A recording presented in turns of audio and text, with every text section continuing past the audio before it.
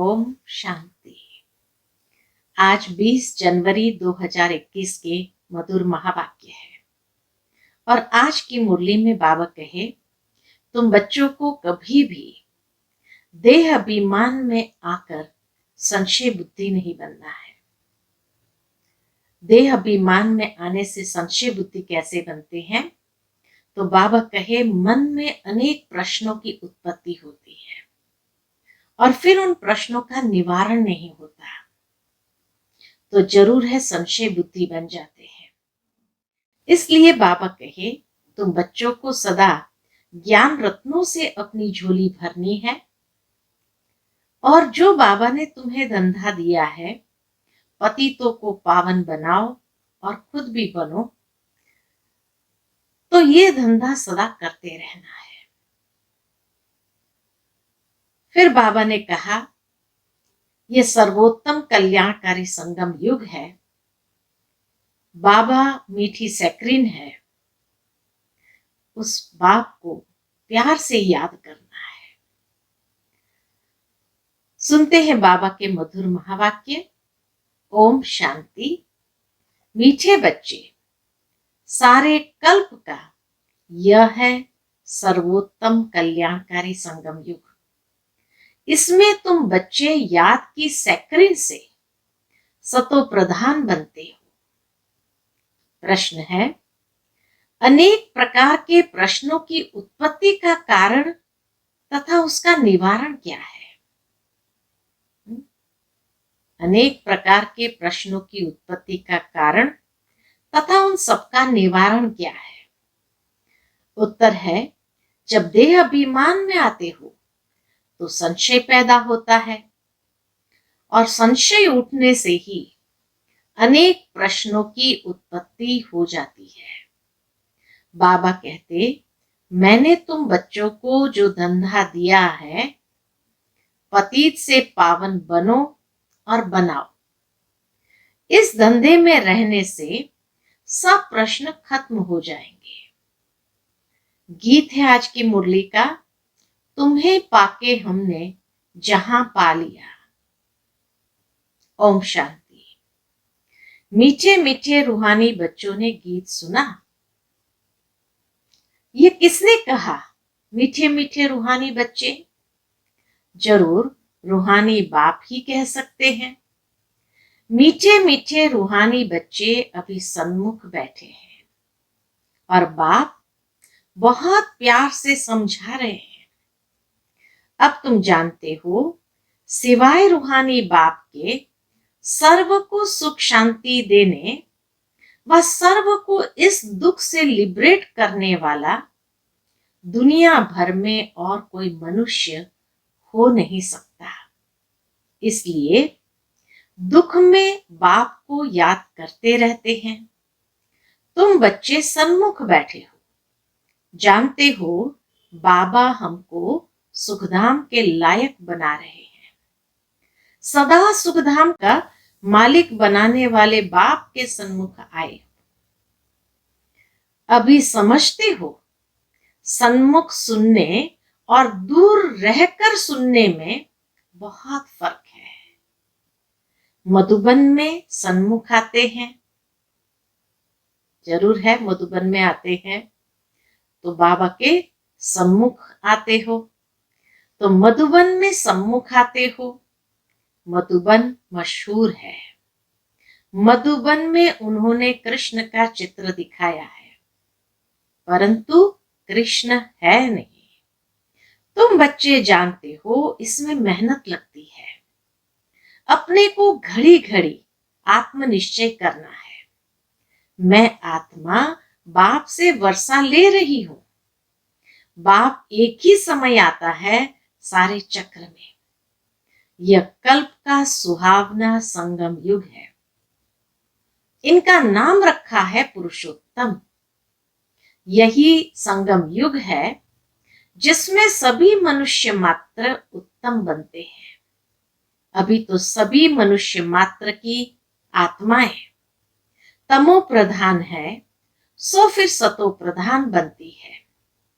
सतो प्रधान है तो उत्तम है, तमो प्रधान होने से मनुष्य भी कनिष्ठ बनते हैं।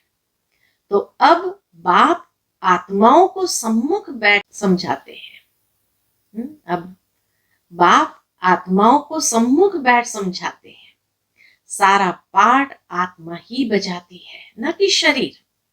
तुम्हारी बुद्धि में आ गया है, क्या आ गया है कि हम आत्मा असल में निराकारी दुनिया व शांति धाम में रहने वाले हैं।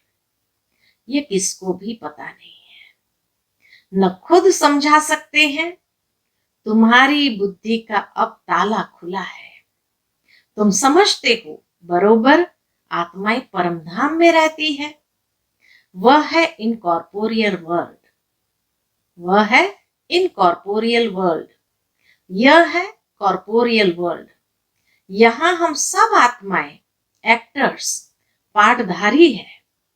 पहले पहले हम पाठ बजाने आते हैं, फिर नंबरवार आते जाते हैं। सभी एक्टर्स इकट्ठे नहीं आ जाते, भिन्न भिन्न प्रकार के एक्टर्स आते जाते हैं।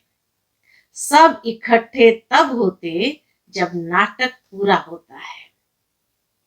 अभी तुमको पहचान मिली है, हम आत्मा असुल शांति धाम की रहवासी है। यहाँ आते हैं पाठ बजाने। बाप सारा समय पाठ बजाने नहीं आते हैं। हम ही पाठ बजाते बजाते सतो प्रधान से तमो प्रधान बन जाते हैं। अभी तुम बच्चों को सन्मुख सुनने में बड़ा मजा आता है। इतना मजा मुरली पढ़ने से नहीं आता। यहाँ सन्मुख हो ना, तो बाबा की मुरली सुनने में बड़ा मजा आता है। तुम बच्चे समझते हो कि भारत गॉड गॉडेस का स्थान था, अभी नहीं है। चित्र देखते हो, था जरूर।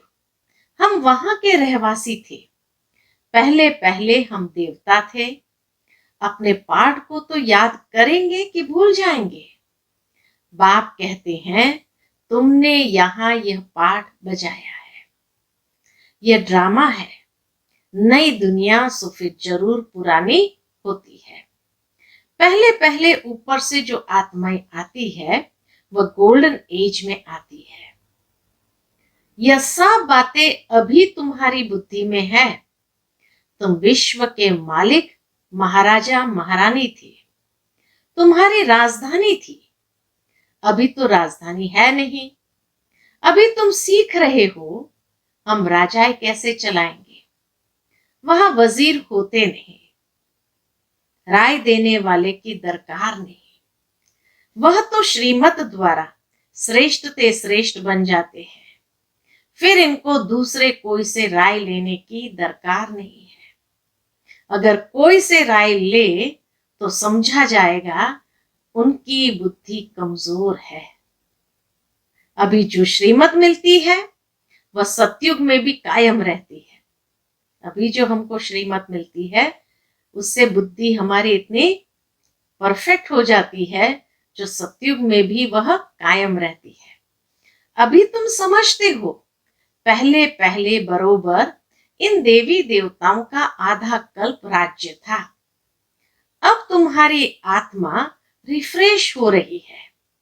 यह नॉलेज परमात्मा के सिवाय कोई भी आत्माओं को दे न सके। अभी तुम बच्चों को देही अभिमानी बनना है। शांति धाम से आकर यहाँ तुम टॉकी बने हो। टॉकी होने बिगर कर्म हो न सके। यह बड़ी समझने की बातें हैं। जैसे बाप में सारा ज्ञान है वैसे तुम्हारी आत्मा में भी ज्ञान है। आत्मा कहती है हम एक शरीर छोड़ संस्कार अनुसार फिर दूसरा शरीर लेता हूं। पुनर्जन्म भी जरूर होता है। आत्मा को जो भी पाठ मिला हुआ है वह बजाती रहती है। संस्कारों अनुसार दूसरा जन्म लेते रहते हैं। आत्मा की दिन प्रतिदिन प्योरिटी की डिग्री कम होती जाती है। जैसे जैसे पाठ बजाते सीढ़ी नीचे उतरते आते हैं तो दिन प्रतिदिन प्योरिटी की डिग्री कम होती जाती है। पतित अक्षर द्वापर से काम में लाते हैं, फिर भी थोड़ा सा फर्क जरूर पड़ता है। तुम नया मकान बनाओ, 1 मास के बाद कुछ जरूर फर्क पड़ेगा। अभी तुम बच्चे समझते हो बाबा हमको वर्षा दे रहे हैं। बाप कहते हैं हम आए हैं तुम बच्चों को वर्षा देने। जितना जो पुरुषार्थ करेगा उतना पद पाएगा। बाप के पास कोई फर्क नहीं है। बाबा किसी को पास खातरी नहीं करते हैं। बाप जानते हैं हम आत्माओं को पढ़ाते हैं। बाबा को कितना ये पक्का रहता है कि मैं आत्माओं को पढ़ाता हूँ, आत्माएं सुनती है, आत्माएं समझ रही है, रूहानी बच्चे समझ रहे हैं। कहीं पर भी दैहिक भाव बाबा का इमर्ज रूप में नहीं दिखता है। ऐसे ही हम बच्चों को भी ये पुरुषार्थ करना है कि निरंतर हमारी भी ये स्थिति रहे कि हम आत्मा है, उस परमात्मा बाप से सुन रहे हैं, हम रूहानी बच्चे हैं। तो बाबा कहे बाप जानते हैं हम आत्माओं को पढ़ाते हैं। आत्मा का हक है बाप से वर्षा लेने का। इसमें मेल फीमेल की दृष्टि यहां नहीं रहती। तुम सब बच्चे हो, बाप से वर्षा ले रहे हो। सभी आत्माएं ब्रदर्स हैं जिनको बाप पढ़ाते हैं, वर्षा देते हैं। बाप ही रूहानी बच्चों से बात करते हैं। कैसे बात करते हैं? हे लाडले मीठे सिकिलदे बच्चों, कितना प्यार करते हैं बाबा। हे लाडले मीठे सिकिलदे बच्चों, तुम बहुत समय पाठ बजाते बजाते अब फिर आकर मिले हो अपना वर्षा लेने। यह भी ड्रामा में नूंद है। शुरू से लेकर पाठ नूंदा हुआ है। तुम एक्टर्स पाठ बजाते एक्ट करते रहते हो। आत्मा अविनाशी है, इसमें अविनाशी पाठ नूंदा हुआ है। शरीर तो बदलता रहता है, बाकी आत्मा सिर्फ पवित्र से अपवित्र बनती है, पतित बनती है। सतयुग में है पावन, इसको कहा जाता है पतित दुनिया। जब देवताओं का राज्य था तो वाइसलेस वर्ल्ड थी, अभी नहीं है। ये खेल है ना, नई दुनिया सो पुरानी दुनिया, पुरानी दुनिया फिर नई दुनिया। अभी सुखधाम स्थापन होता है, बाकी सब आत्माएं मुक्ति धाम में रहेगी। अभी ये बेहद का नाटक आकर पूरा हुआ है। सब आत्माएं मच्छरों मिसल जाएगी। इस समय कोई भी आत्मा आए तो पतित दुनिया में उनकी क्या वैल्यू होगी? वैल्यू उनकी है, किनकी? वैल्यू उनकी है जो पहले पहले नई दुनिया में आते हैं। तुम जानते हो जो नई दुनिया थी वह फिर पुरानी बनी है। नई दुनिया में हम देवी देवता थे, वहां दुख का नाम नहीं था। यहां तो अथाह दुख है। बाप आकर दुख की दुनिया से लिबरेट करते हैं। ये पुरानी दुनिया बदलनी जरूर है। तुम समझते हो बरोबर हम सतयुग के मालिक थे, फिर 84 जन्मों के बाद ऐसे बने हैं।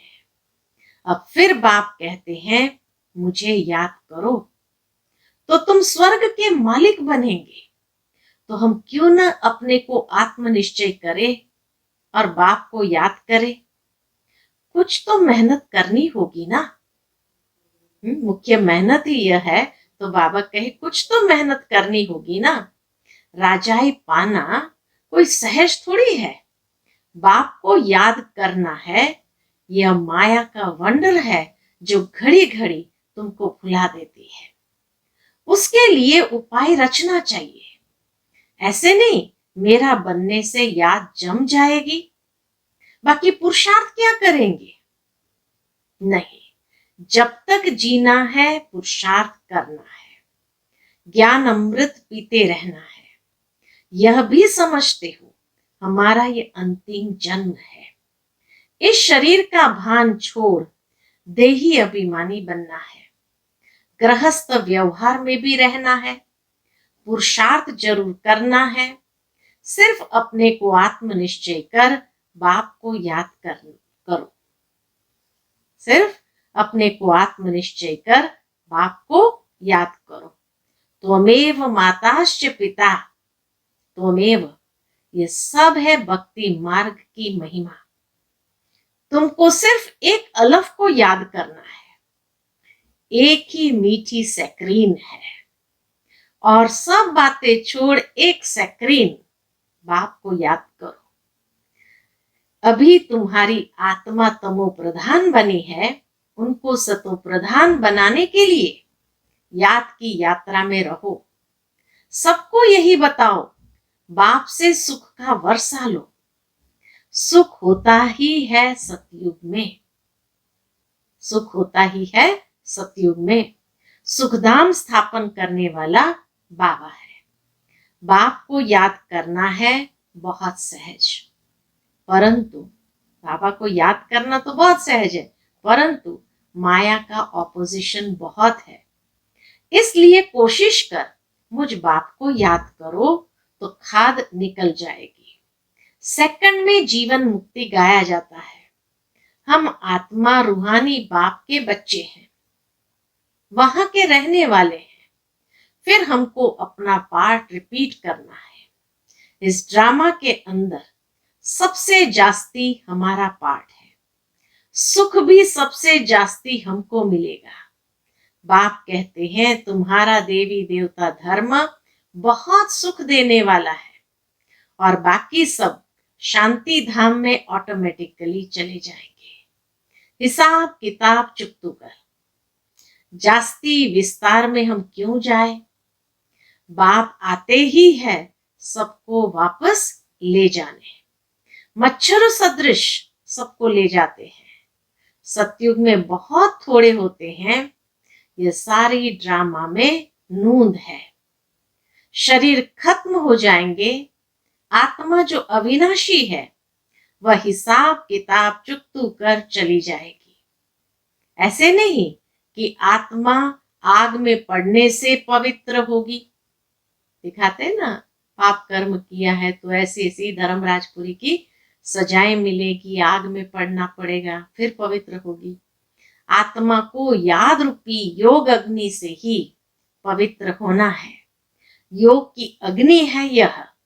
उन्होंने फिर नाटक बैठ बनाए हैं। सीता आग से पार हुई, कहते हैं ना, सीता आग से पार हुई उसकी प्योरिटी को चेक करने के लिए। लेकिन वास्तव में कहा जाता है कि जब वनवास हुआ, वन में गए, तो श्री राम जानते थे कि सीता जी के लिए कई असुर है जो दृष्टि खराब करेंगे। तो इसीलिए उसने सीता जी को अग्नि को सौंप दिया था, और अपने साथ एक मायावी सीता को रच लिया था। जो मायावी सीता होने के कारण वो आकर्षित हुई हिरण के पीछे। रियल सीता के अंदर तो कोई लोभ लालच आदि नहीं था, लेकिन क्योंकि ये मायावी सीता को रचा था ताकि सीता जी को अग्नि को सौंप करके सीता जी की प्योरिटी को सुरक्षित रखा, और लास्ट में जब रावण पर विजय प्राप्त किया तब वापस वो अग्नि से सीता जी को लेते हैं। तो कहा जाता है लोगों ने क्या किया, कहा कि उसकी पवित्रता को टेस्ट करने के लिए उसको अग्नि पर से पार करना पड़ा। तो बाबा कहे सीता आग से पार हुई। आग से कोई थोड़ी पावन होता है। बाप समझाते हैं तुम सब सीताएं इस समय पतित हो, रावण के राज्य में हो। अब एक बाप की याद से तुमको पावन बनना है। राम एक ही है, अग्नि अक्षर सुनने से समझते हैं। आग से पार हुई, कहाँ योग अग्नि, कहाँ वह स्थूल अग्नि। तो योग में उनको रखा, योग अग्नि में निरंतर रहे, जिससे वो पावन ही रहे, है ना, पतित नहीं बने। आत्मा परम पिता परमात्मा से योग रखने से आत्मा परमपिता परमात्मा से योग रखने से ही पतित से पावन होगी। रात दिन का फर्क है। हेल में सब सीताएं रावण की जेल में शोक वाटिका में है। यहाँ का सुख तो काक विष्टा के समान है, भेंट की जाती है। स्वर्ग के सुख तो अथाह है। तुम आत्माओं की अभी शिव साजन के साथ सगाई हुई है। तुम आत्मा फीमेल हुई ना। शिव बाबा कहते हैं सिर्फ मुझे याद करो तो तुम पावन बन जाएंगे। शांति धाम जाए फिर सुख धाम में आ जाएंगे। तो बच्चों को ज्ञान रत्नों से झोली भरनी चाहिए। कोई भी प्रकार का संशय नहीं ले आना चाहिए। अपनी बुद्धि को सदा ज्ञान रत्नों में बिजी रखो, झोली भरते जाओ। देह अभिमान में आने से फिर अनेक प्रकार के प्रश्न उठते हैं। फिर बाप जो धंधा देते हैं वह करते नहीं है। मूल बात है हमको पतित से पावन बनना है। दूसरी बातें छोड़ देनी चाहिए। राजधानी की जैसे रस्म रिवाज होगी वो चलेगी। जैसे महल बनाए होंगे वैसे बनाएंगे। मूल बात है पवित्र बनने की। बुलाते भी है, हे पतित पावन आओ। पावन बनने से सुखी बन जाएंगे। सबसे पावन है देवी देवताएं। अभी तुम 21 जन्म के लिए सर्वोत्तम पावन बनते हो। 21 जन्मों के लिए सर्वोत्तम पावन बनते हो। उसको कहा जाता है संपूर्ण निर्विकारी पावन। तो बाप जो श्रीमत देते हैं उस पर चलना चाहिए। कोई भी संकल्प उठाने की दरकार नहीं। पहले हम पतित से पावन तो बने, पुकारते भी है हे पतित पावन, परंतु समझते कुछ भी नहीं। यह भी नहीं जानते पतित पावन कौन है। यह है पतित दुनिया, वह है पावन दुनिया। मुख्य बात है ही पावन बनने की। पावन कौन बनाएंगे यह कुछ भी पता नहीं। पावन कौन बनाएंगे यह कुछ भी पता नहीं। पतित पावन कह बुलाते हैं, परंतु बोलो तुम पतित हो तो बिगड़ पड़ेंगे। अपने को विकारी कोई भी समझते नहीं। कहते हैं गृहस्थी में तो सब थे। कहते हैं गृहस्थी में तो सब थे। राधे कृष्ण लक्ष्मी नारायण को भी तो बच्चे थे ना। वहां योग बल से बच्चे पैदा होते हैं, यह भूल गए हैं। उनको वाइसलेस वर्ल्ड स्वर्ग कहा जाता है। वह है शिवालय। बाप कहते हैं पतित दुनिया में एक भी पावन नहीं। यह बाप तो बाप, टीचर और सतगुरु है जो सबको सदगति देते हैं। वह तो एक गुरु चला गया तो फिर बच्चे को गद्दी देंगे। अब वह कैसे सदगति में ले जाएंगे। सर्व का सदगति दाता है ही एक। सतयुग में सिर्फ देवी देवता होते हैं। बाकी इतनी सब आत्माएं शांति धाम में चली जाएंगी। रावण राज्य से छूट जाते हैं। बाप सबको पवित्र बनाकर ले जाते हैं। पावन से फिर फट से कोई पतित नहीं बनते हैं। नंबरवार उतरते हैं। सतो प्रधान से सतो, रजो, तमो। तुम्हारी बुद्धि में 84 जन्म का चक्र बैठा है। तुम जैसे अब लाइट हाउस हो। ज्ञान से इस चक्र को जान गए हो कि ये चक्र कैसे फिरता है। अभी तुम बच्चों को और सबको रास्ता बताना है। सब नैयाएं हैं। तुम पायलट हो, रास्ता बताने वाले। सबको बोलो आप शांति धाम सुख धाम को याद करो, कलयुग दुख धाम को भूल जाओ। है ना। बाबा कहे इसलिए सब नैया है, उनको गाइड करना है, रास्ता बताना है। तुम पायलट हो। अच्छा, मीठे मीठे सिक्की लदे बच्चों प्रति माता पिता बाप दादा का याद प्यार और गुड मॉर्निंग। रूहानी बाप की रूहानी बच्चों को नमस्ते। हम सब रूहानी बच्चों की रूहानी माता पिता बाप दादा को याद प्यार गुड मॉर्निंग और नमस्ते। नमस्ते, शुक्रिया बाबा, शुक्रिया। आज की मुरली से धारणा करने के लिए मुख्य सार। पहली पॉइंट, जब तक जीना है ज्ञान अमृत पीते रहना है। अपनी झोली ज्ञान रत्नों से भरनी है। संशय में आकर कोई प्रश्न नहीं उठाने हैं।